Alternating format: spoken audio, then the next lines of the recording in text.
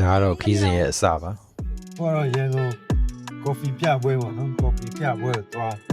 ကော်ဖီပြပွဲမဟုတ်ပါဘူးကော်ဖီနဲ့ပတ်သက်တဲ့ roaster ပြိုင်ပွဲတို့ကပ်ပပြိုင်ပွဲတို့ Coffee Mania Association အဲ့ဒီပွဲကိုသွားတက်မယ်သွားလေ့လာမယ်ဆိုတော့သွားတယ်ရန်ကုန်ဝန်ကြီးများရုံးမှာလုပ်လို့နော်ပြီးတော့နောက်လောကိစ္စတစ်ခုတော့ရှိနေပေါ့လောကိစ္စတစ်ခုလည်းလုပ်နေတယ်ရန်ကုန်မှာကဲဒီတော့ဒိုးနေပါပြီ See you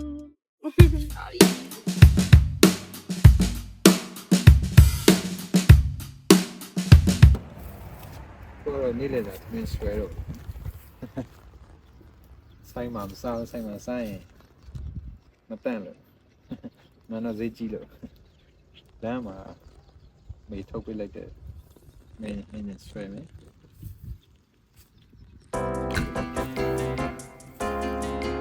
အိမ်ကထုတ်လာတဲ့ကဘာအကောင်းဆုံးဟင်းနေတဲ့နေ့လေသာကိုဆွဲခဲ့တာပါ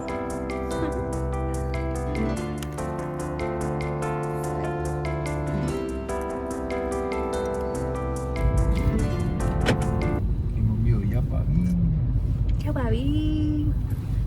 ဒီလာပါတယ်ပြလာ ဖော်ရည်ကိုရှင်းပြတယ် saturation ကားပိတ်နေတယ်စာဝင်ချင်းကပိုက်နေလို့တော်တော်စောင့်လိုက်ရသေးတယ်အိမ်ရောက်ချင်းသူကဦးလေးတွေကိုတွေရင်နှုတ်မဆက်ပဲနဲ့ခွေးဝတုပ်လေးသွားပြီးတော့ပွေ့ချီပါတယ်ညဘက်ရောက်တော့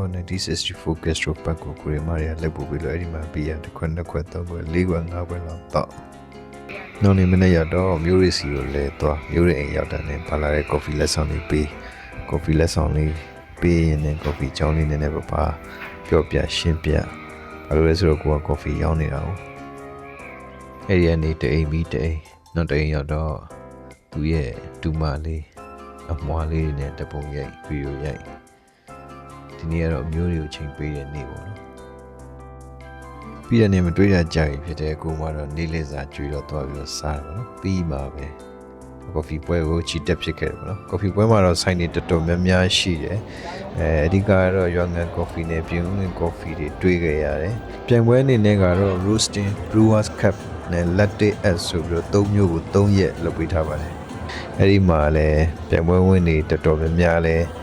ပါပြီးတော့ပါဝင်ရှင်ပြိုင်နေကြတာကိုတွေ့ခဲ့ရတယ်လူနဲမယ်လို့ထင်ထားတာလူကလည်းထင်မထားလောက်အောင်ကိုများတယ်ပေါ့နော်လူလည်းတော်တော်များတယ်လာပြီးတော့ကော်ဖီနဲ့ပတ်သက်တဲ့လူတွေလည်းများတယ်လာပြီးတော့လေ့လာတဲ့သူတွေလည်းများတယ်လာပြီးတော့ကြည့်ကြတဲ့သူတွေလည်းများတယ်ကော်ဖီကိုစိတ်ဝင်စားတဲ့လူတွေတော်တော်များတာကိုတွေ့ရတယ်ပေါ့နော်ဒီပွဲမှာဒါကတော့ကျွန်တော်တို့ရဲ့ set fee ပါဒီပွဲကိုလုပ်ပေးတဲ့ judge တွေလည်းလုံးဝ experience တော်တော်ရှိတဲ့ professional judge တွေပြီးတော့လာပြိုင်တဲ့လူတွေလည်းလုံးဝအမိုက်စားတွေပေါ့နော်ပြီးတော့ပြိုင်ပွဲကိုတည်တည်ချာချာလေးပြင်ဆင်ပေးထားတာကိုတွေ့ရတယ်ပေါ့နော် organizer ဘက်ကနေပြီးတော့